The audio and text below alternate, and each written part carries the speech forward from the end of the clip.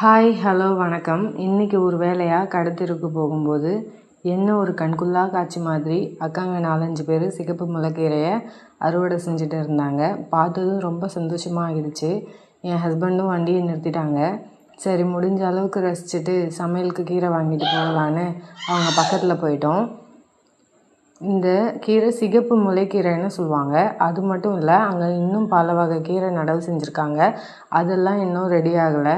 இந்த சிகப்பு முளைக்கீரை மட்டும்தான் ரெடியாக இருக்குன்றதுனால அறுவடை செஞ்சுட்டு இருக்காங்க.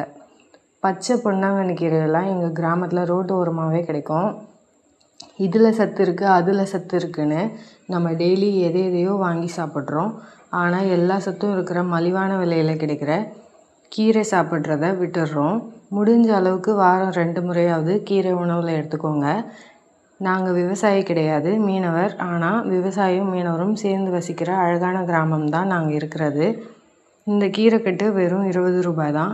முடிஞ்ச அளவுக்கு விவசாயிங்களுக்கு நம்ம சப்போர்ட் பண்ணுவோம். தேங்க்ஸ் ஃபார் வாட்சிங். Please subscribe my channel.